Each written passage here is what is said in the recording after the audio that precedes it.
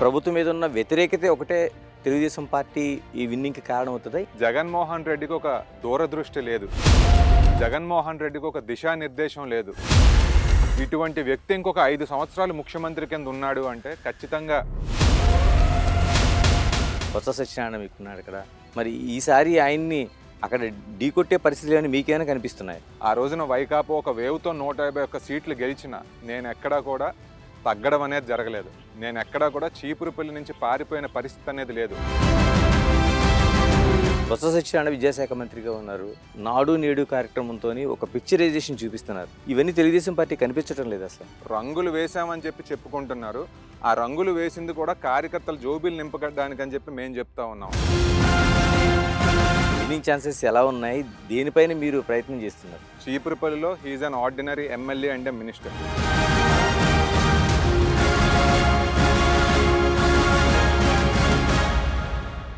విజయనగరం జిల్లా అంటే తెలుగుదేశం పార్టీ ఆవిర్భావం నుంచి కూడా ఒక కంచుకోట. అలాంటి కంచుకోటలో అప్పుడప్పుడు ఒడిదుడుకులు వచ్చిన 2019 ఎన్నికలు అతిపెద్ద దెబ్బతీశాయి. అంటే జిల్లాలో ఒక్క సీటు కూడా లేకుండా పోయింది. ఇలాంటి పరిస్థితుల మధ్య ఇప్పుడు జరగబోయే ఎన్నికల్లో ఏం జరుగుతుంది, ఎలాంటి వ్యూహాలు ఉన్నాయి, ప్రజల నుంచి ఏమనుకుంటున్నారు, తెలుగుదేశం పార్టీ అనుకుంటున్నట్లు ఆశలు ఫలిస్తాయా? జిల్లా అధ్యక్షులు కిమిడి నాగార్జున మన ముందున్నారు. నాగార్జున గారు నమస్తే. నమస్కారం. ఎలా ఉంది అంటే 2019 ఎన్నికలు చూశారు. అంటే విజయనగరం జిల్లాలో ఎవరు ఊహించలేని పరిణామాలు వచ్చినాయి. ఆ పరిణామాలు ఏమైనా తిరగరాసే అవకాశాలు ఏమైనా కనిపిస్తున్నాయా మీకు ఏమైనా? ఖచ్చితంగానండి. ఈ రోజున ప్రజలందరూ కూడా జగన్మోహన్ రెడ్డి గారి పరిపాలనతో విసుగు చెందారు. వాళ్ళందరిలో కూడా తీవ్రమైన వ్యతిరేకత అనేది వచ్చింది. 2019లో జగన్మోహన్ రెడ్డికి ఒక అవకాశం ఇస్తాము అని చెప్పి ప్రజలు ఆ రకంగా చేయడం అనేది జరిగింది. ఆ వేవ్లోనే విజయనగరం జిల్లా, ఉమ్మడి విజయనగరం జిల్లాలో అన్ని సీట్లు పోవడం అనేది కూడా జరిగింది. ఆ మాట వాస్తవం. అయితే ఈ రోజున తెలుగుదేశం పార్టీ బలం ఎంతగానో పుంజుకుంది. తెలుగుదేశం పార్టీ నాయకులు కానివ్వండి, కార్యకర్తలు కానివ్వండి, చంద్రబాబు నాయుడు గారిని మళ్ళీ ముఖ్యమంత్రిని చేయాలన్న పట్టుదలతో అహర్నిశలు కష్టపడతా ఉన్నారు. ఈ రోజునైతే ఉమ్మడి విజయనగరం జిల్లాలో 9 నియోజకవర్గాలు, అదే రకంగా ఇంతకుముందు ఉమ్మడి శ్రీకాకుళంలో ఉన్న రాజామండ్, హెచ్చర్ల కూడా విజయనగరం పార్లమెంట్లోకి వస్తాయి.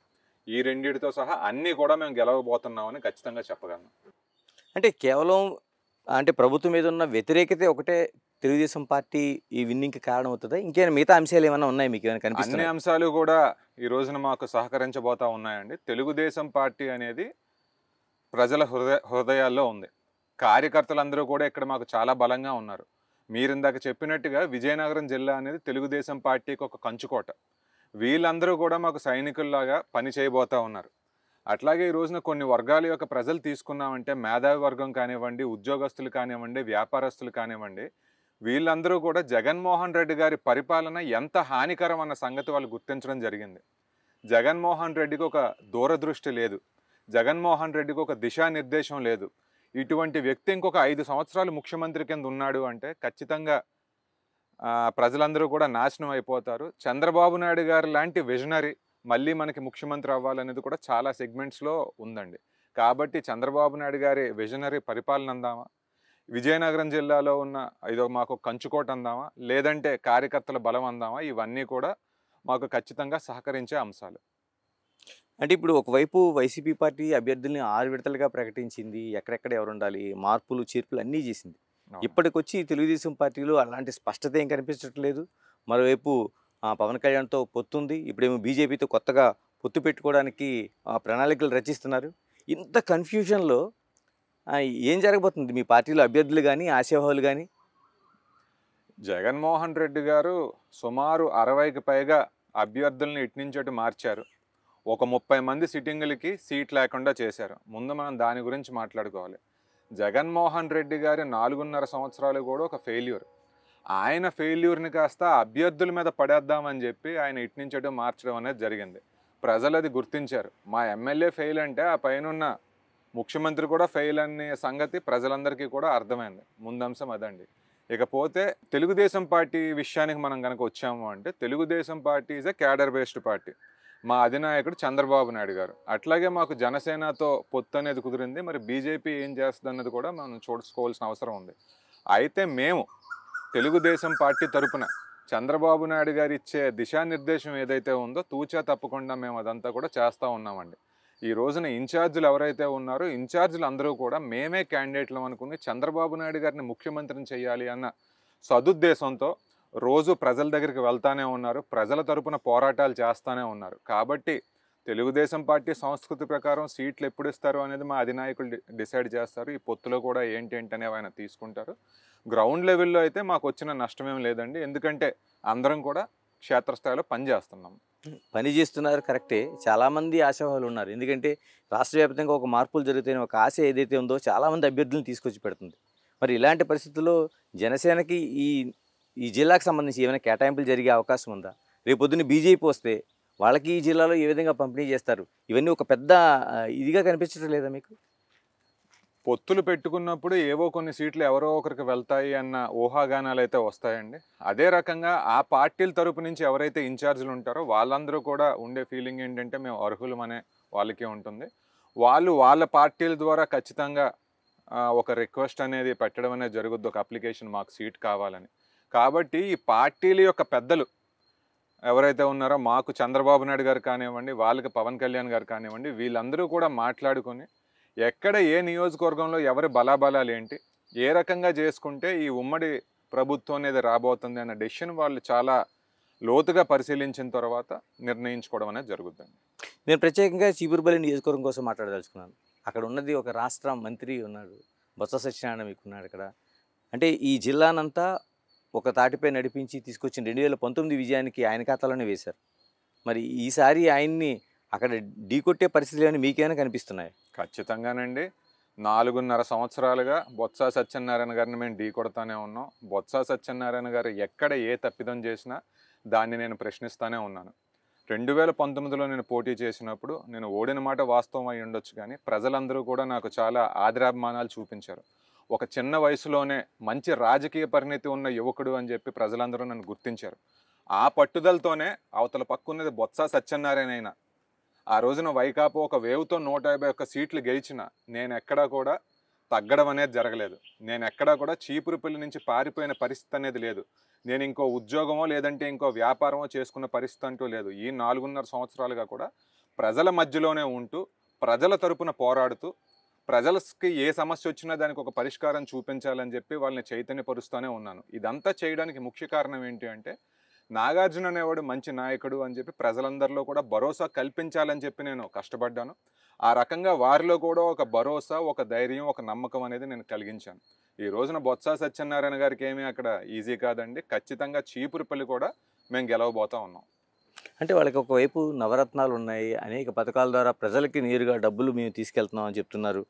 అంటే ఈ అభివృద్ధి కాదని టీడీపీకి ఓటేసే పరిస్థితులు ఎలా అంచనా వేస్తున్నారు మీరు అసలు?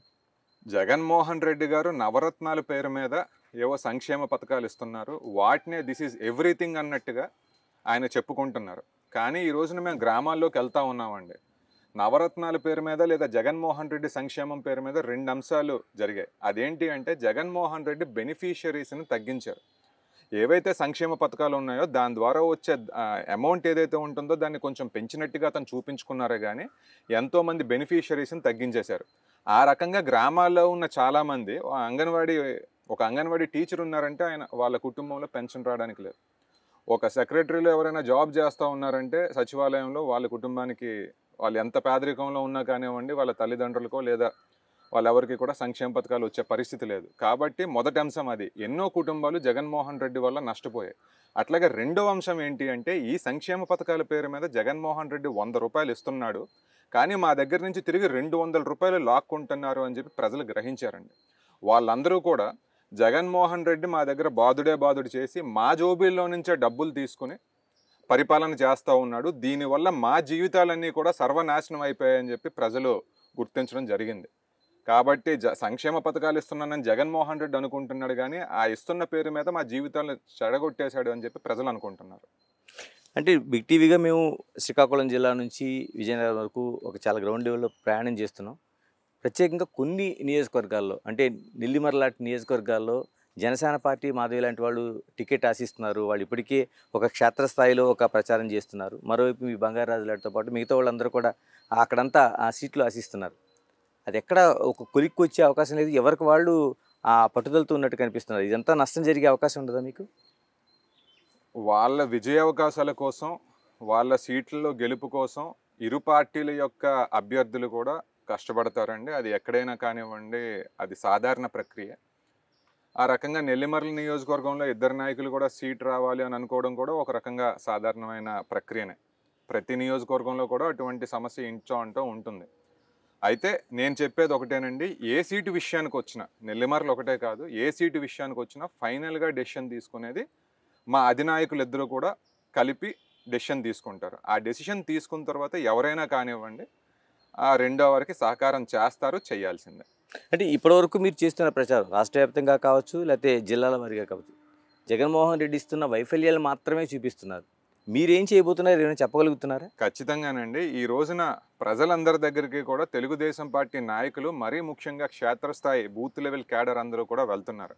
వెళ్ళి చంద్రబాబు నాయుడు గారు ముఖ్యమంత్రి అయ్యారు అంటే ఆయన ద్వారా జరగబోతా ఉన్న మంచి ఏంటి, ఆయన వస్తే మన గ్రామాలకు కానివ్వండి, మన ప్రాంతాలకు కానివ్వండి, ఏ రకమైన అభివృద్ధి చేయబోతా ఉన్నాం. అదే రకంగా ఈ రోజున మేము సూపర్ 6 అనే కార్యక్రమం తీసుకున్నాం. దాని ద్వారా మహిళలకి, మహాశక్తి అనుకునే మహిళలకి, వీళ్ళందరికీ కూడా వచ్చే పథకాలు ఏంటి అనేవి కూడా ప్రజలకి మేము వివరిస్తూ ఉన్నామండి. ప్రతిరోజు సాయంత్రం కూడా ప్రతి ఇంటికి మా కార్యకర్తలు వెళ్ళి చంద్రబాబు నాయుడు గారి ద్వారా మన సమాజానికి, రాష్ట్రానికి జరిగే మేలు ఏంటనేది వివరిస్తున్నాం.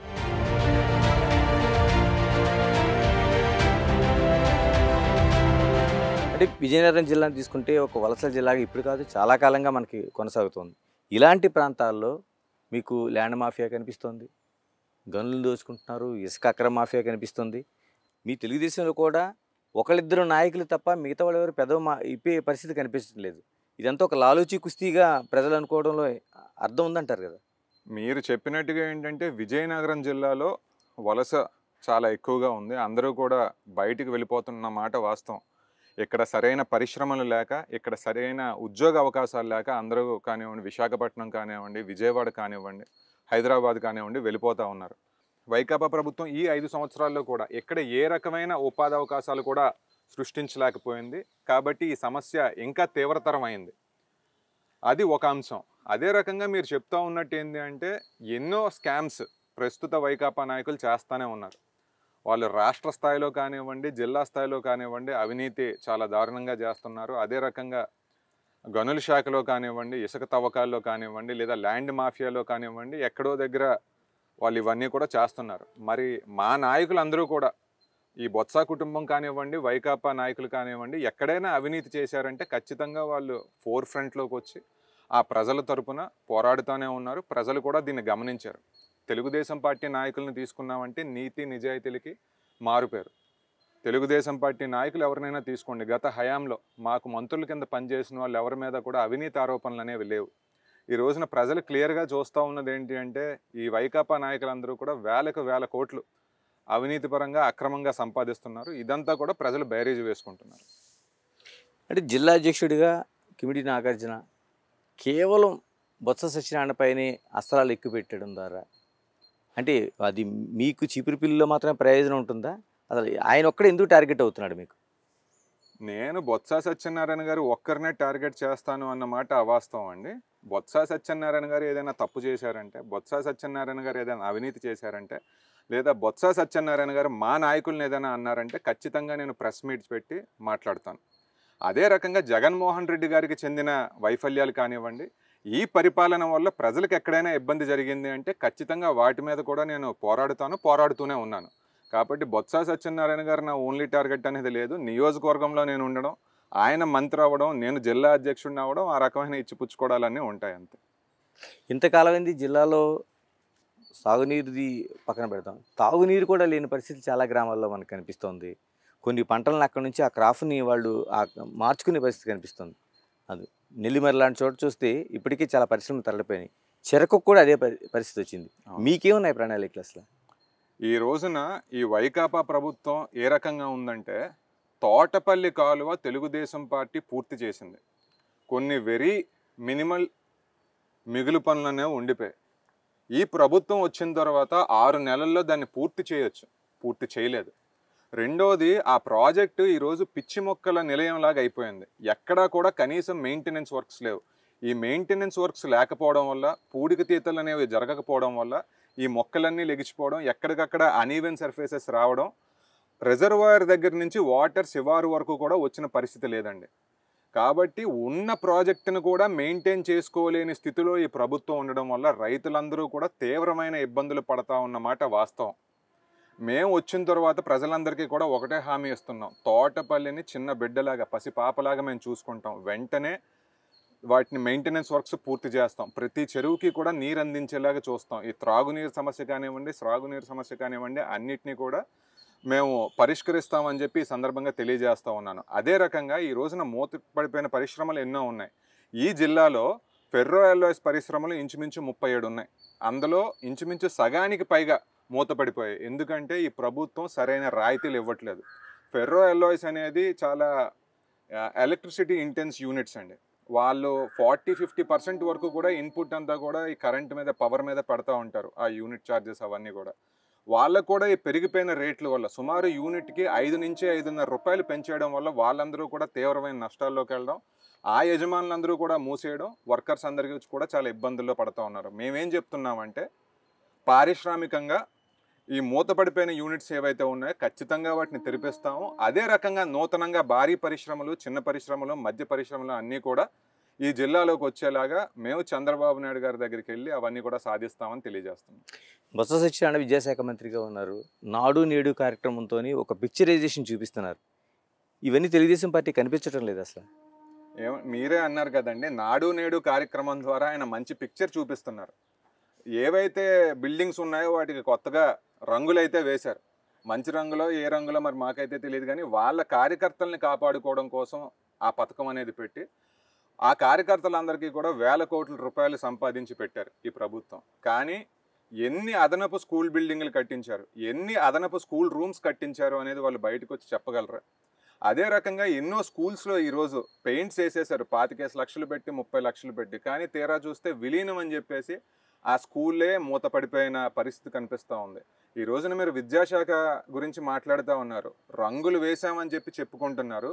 ఆ రంగులు వేసింది కూడా కార్యకర్తలు జోబీలు నింపగడానికని చెప్పి మేము చెప్తా ఉన్నాం. అదే రకంగా స్కామ్స్ కూడా చాలా హైగా జరుగుతూ ఉన్నాయి. ఈ రోజున విద్యాశాఖ ఇస్తూ ఉన్న ఫ్రీ బుక్స్ ఏవైతే ఉన్నాయో రేట్లు పెంచేసి ఇస్తున్నమాట వాస్తవం కాదా? 110 రూపాయలు కేజీ పేపర్ ఉన్నప్పుడు 34 పైసలు ఒక పేజీ అయితే ఈ రోజున 85 రూపాయలు పర్ కేజీ అయిపోయిన తర్వాత కూడా అదే 34 పైసలకి టెండర్స్ ఇస్తూ ఉన్నారు అంటే జోబుల్లో వేసుకోవడానికి కాదా ఇదంతా? రెండవ అంశం, ఈ రోజున విద్యా కానుక కిట్లు ఏవైతే ఇస్తున్నారో ఆ బ్యాగులు పిల్లల దగ్గర ఎన్ని రోజులు ఉంటున్నాయండి?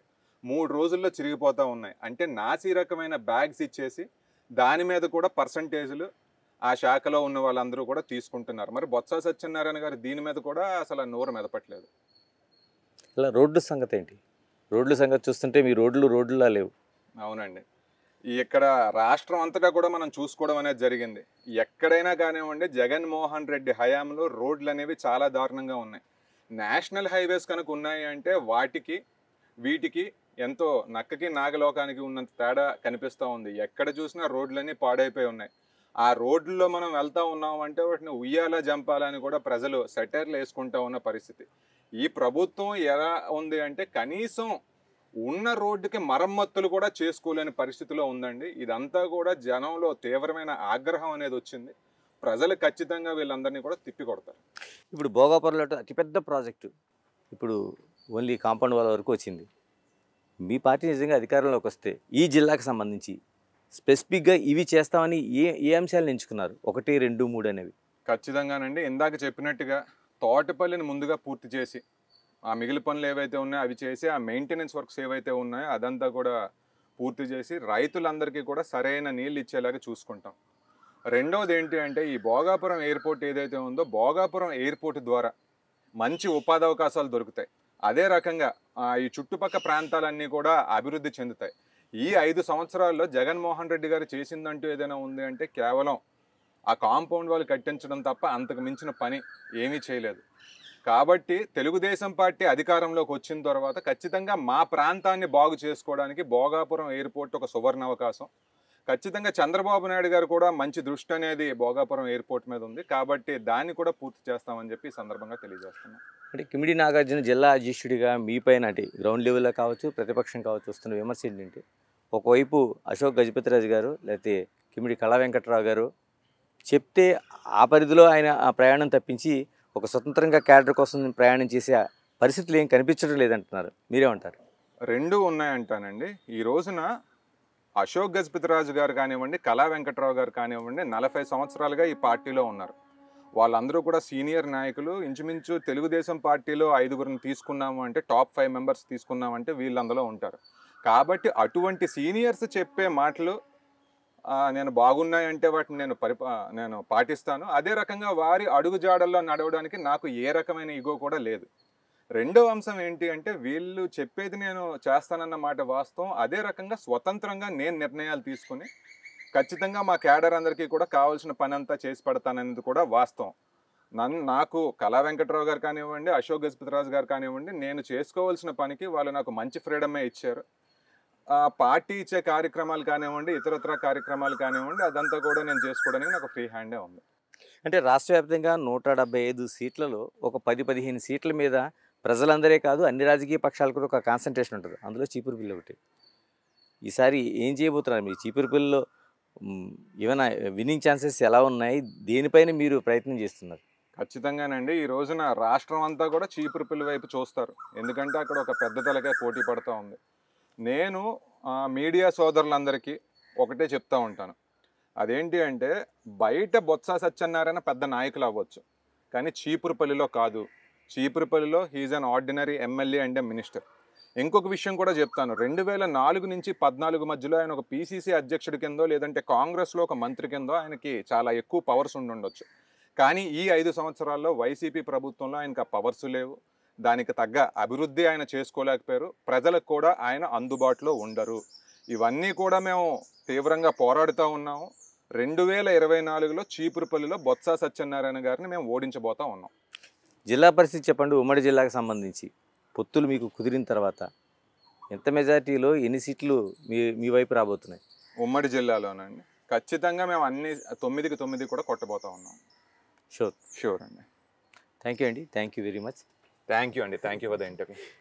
ఇది మనకి మొత్తం విజయనగరం జిల్లాకు సంబంధించి, మరోవైపు చీపురుపల్లి నియోజకవర్గానికి సంబంధించి ఖచ్చితంగా అక్కడ రాష్ట్రం ఎదురు చూస్తున్నట్టుగా అక్కడ తెలుగుదేశం పార్టీ విజయం సాధిస్తుంది. మరోవైపు ఏవైతే పొత్తులు ఉన్నాయో కొద్ది రోజుల్లోని పొత్తులు కూడా పూర్తయ్యి తెలుగుదేశం పార్టీ ఈ జిల్లాలో పూర్వ వైభవాన్ని ఖచ్చితంగా సాధించబోతుందనేది జిల్లా అధ్యక్షుడిగా కిమిడి నాగార్జున స్పష్టం చేస్తున్నారు. ఇది నేను ఎమ్మెల్యే కార్యక్రమంలో ఈరోజు కార్యక్రమం. మరో కార్యక్రమంలో మళ్ళీ కలుసుకుందాం. Signing off. This is Ganesh.